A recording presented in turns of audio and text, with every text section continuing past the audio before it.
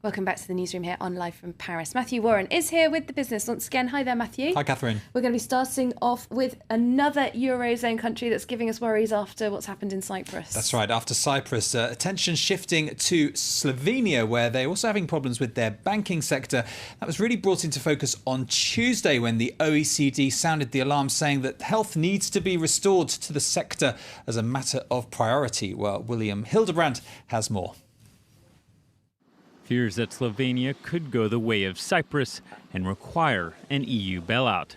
As Slovenian Prime Minister Alenka Bratusek arrived in Brussels to talk shop, the OECD published a worrying report saying the country faces a severe banking crisis and that its banks might be exposed to more than 7 billion euros of bad debts, the official figure.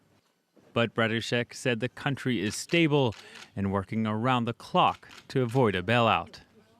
I would like to state that we are not a tax haven. We are export-oriented. The government is determined to do everything in its power to solve our problems by ourselves. The government is trying to set up a so-called bad bank by June to free struggling financial institutions from shaky loans. Still, there is little confidence. In a bond sale Tuesday, Slovenia came up decidedly short of its 100 million euro target, raising just over 56 million. Nonetheless, the Commission said there's no indication Slovenia will need a bailout if swift reforms are carried out. We need immediate, urgent measures to prevent a future crisis. We also need a rapid consolidation of public finances that will not create difficulties for sustainable economic growth. Barroso refused to compare Slovenia to Cyprus since its financial sector is considerably smaller compared to its GDP. But there are similarities. Both countries took advantage of cheap funding from abroad that led to a real estate bubble, and each have been criticized for a lack of banking oversight. So worries in Slovenia. Matthew, has that been rattling the markets at all? Not yet, at least if we judge what's happening in the Asian markets. They are mostly up so far in this Wednesday's trading session. Just the Shanghai Composite slipping back a bit. Nikkei up 0.75% there. OK, now some news here in France then. Parliament has approved new labour laws that are designed to increase flexibility, something a lot of people have been calling for a long time. Yes, that's right. This passed actually with a sizable majority, 250 votes to 26, although a lot of abstentions, but it's controversial. There are supporters, as you say, Catherine, who say it's really needed in France, but unions themselves have been split. 3 of the major unions accepted these changes, but 2 were opposed, and protesters were out marching against it on Tuesday. Opponents say that workers face wage cuts and reduced hours with these new laws. But potentially more jobs overall. That's what the supporters say, so we'll see how it all pans out. Yeah, difficult one to decide on, certainly. Well, we're going to move over to Latin America now, where the biggest port is just about to get even bigger. Yes, this is the port of Santos in Brazil, and it already suffers from overcrowding problems, and something that's going to get worse because a new road has been constructed between Santos and Peruvian ports on the Pacific coast. Well, Stephen Carroll has more in this report. It's Latin America's biggest port. $100 billion worth of goods pass through Santos every year. For truck drivers, it's a logistical nightmare. It's difficult here. Down there, it's horrible for people working. We want somewhere to wait, clean toilets, parking and faster, more efficient unloading. And it's only going to get busier. The new interoceanic highway will link Santos on the Atlantic with the Peruvian ports like Ilo on the Pacific Ocean, 4,700 kilometers away.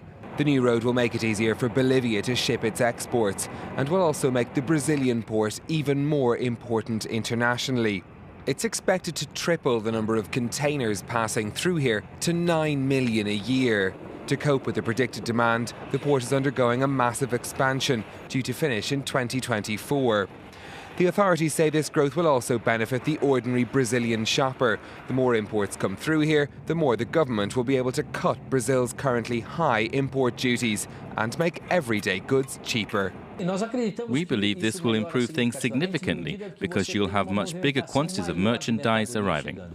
The expansion is already progressing. 2 new docks have just been opened to add to the 62 already in use.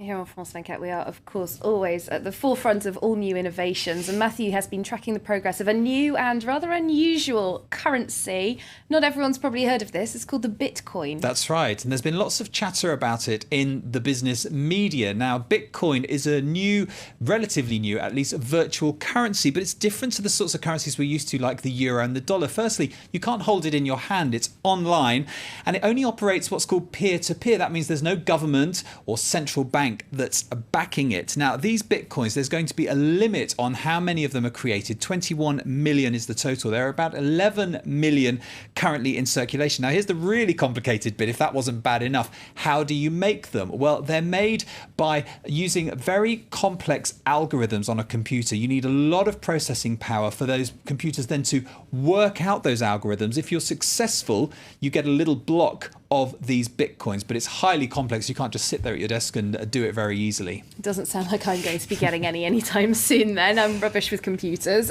Why are they actually in the news all of a sudden? Well, if you can't make them in that way, you can trade them. And what's been happening recently is the price of a Bitcoin has just been rocketing. Now, it's past, you can see it was right down there at around $20 per Bitcoin at the start of the year. It's now over $200. Now, what's going on? Well, a lot of people think that the concerns about other currencies, for example, are making others turn to Bitcoin, a bit like gold, a bit like the way people turn to gold in times of crisis. Safe haven. A safe haven, exactly. Also, these worries over Cyprus as well just heighten some of that. But others say, no, it's that shouldn't be your attitude at all. In fact, this is a bubble that's about to burst, and that's what we're seeing going on there. I think one piece of advice is that if you're thinking of investing in the Bitcoin, you really should make sure that you understand it and what you're getting into. Absolutely. It's like you say, something doesn't exist. It's imaginary. I mean, we've had other bubbles in the past, but at least property and tulips and things are actual physical things you can hold in your hands. Yes.